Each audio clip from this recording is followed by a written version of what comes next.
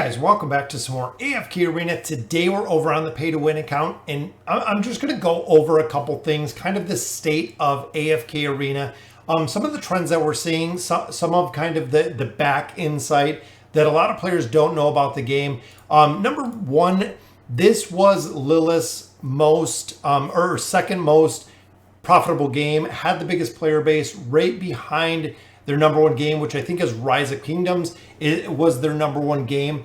They had an introduction of Warpath a little while ago. Warpath has been catching on Steam. It is very similar to their first and most popular game, Octagon-based strategy game, building up your fortress, similar of that nature. So AFK Arena has been a little bit of a different kind of game that has been incredibly popular for the last 2+ years.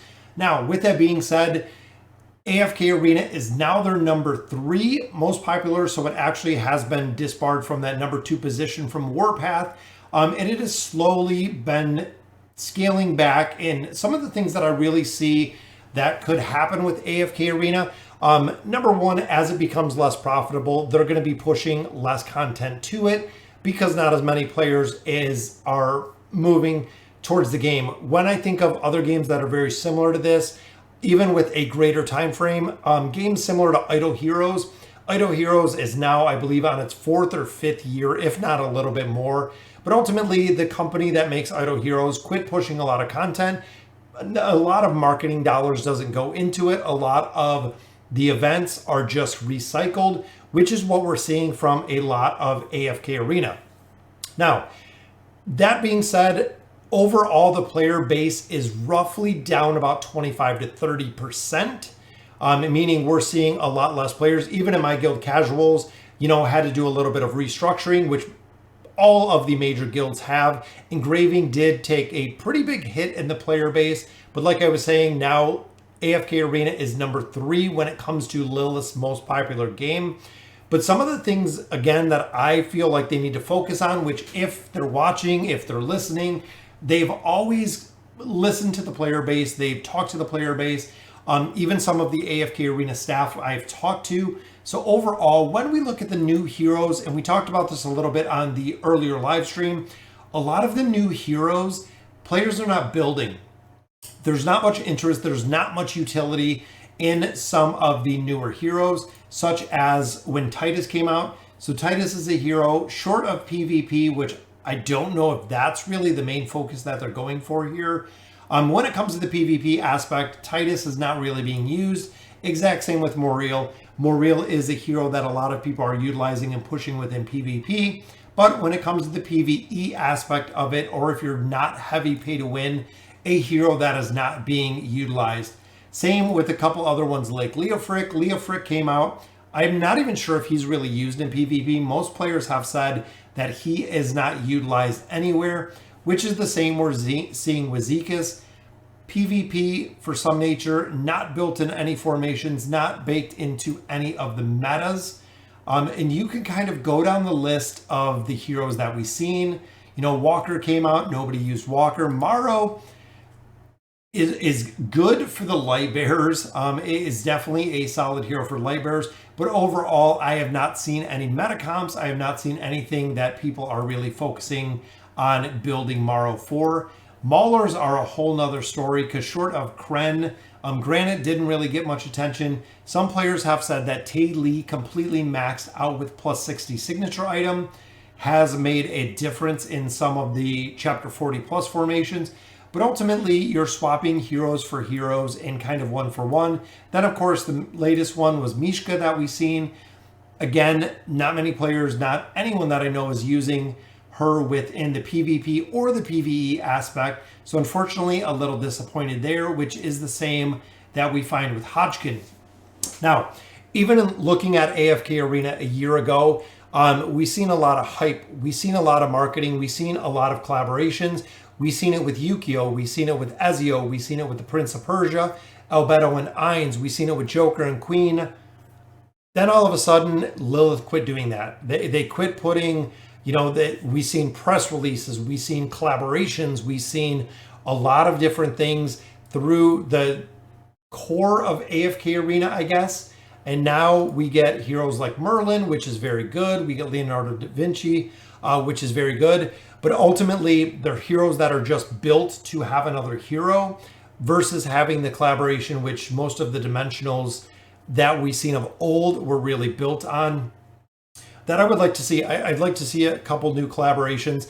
Even looking again, Albedo and Ainz brought a lot of new players. Same with the Persona 5 with Queen and Joker.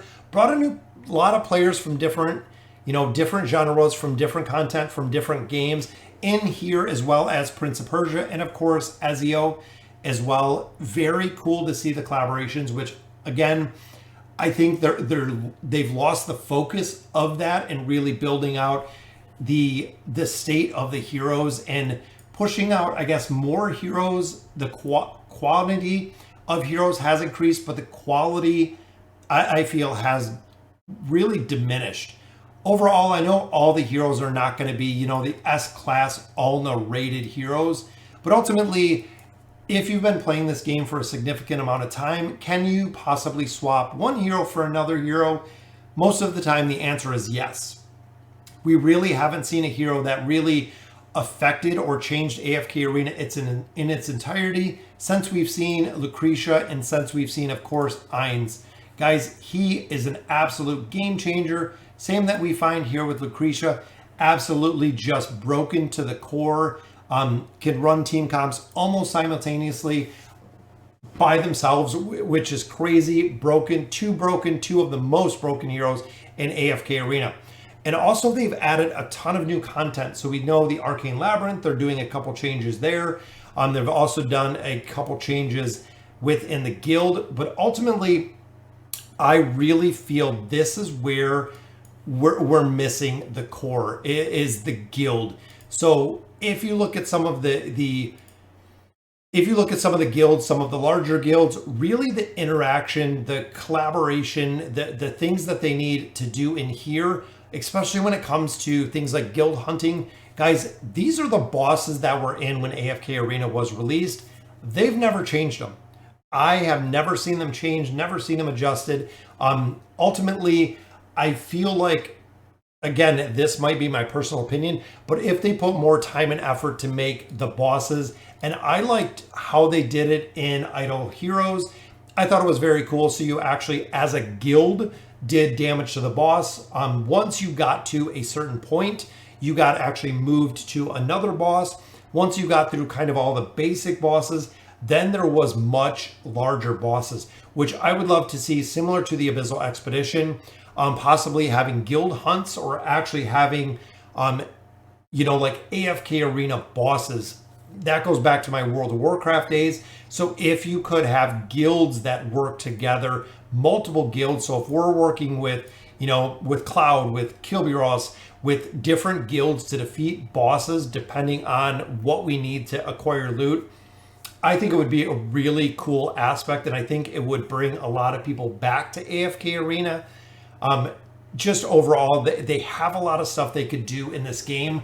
But even looking at the events, most of them are just recycled at this point, which I'm afraid I don't want to see the continued downhill slide of the player base of AFK Arena. I absolutely love this game, and I will play it to the bitter end, guys. I'll be here kicking videos, getting through chapter, 45, 47, 52 by then, with all the nerfs that come in the next coming weeks and months.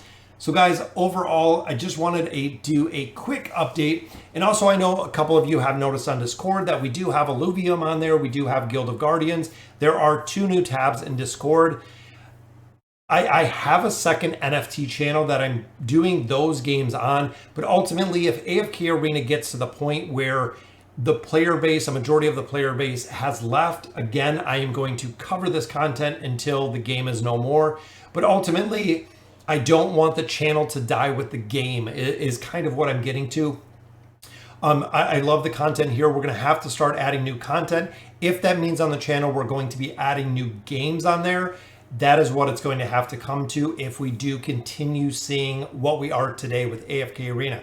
So guys, let me know in the comments what you guys think. Let me know your thoughts on adding some new games in here to kind of change up the channel. I do have a couple on the horizon that I'm invested in, and they are very cool. Illuvium and Guild of Guardians are the two NFT games that I've loved. In NFT games, guys, just a quick background, NFT games, you actually own the items in the game. So where if you playing AFK Arena, you put $10,000 in AFK Arena, you quit playing tomorrow, that is it, guys. You get nothing back if you don't sell your account, because you can't. It's linked to whatever. When you walk away from a game, forever it has been, you walk away from the game. Now, with the NFT gaming, you own the items in the game. You can earn items in the game. You can sell items in the game, trade, things of that nature. So it's not you walking away from a significant investment.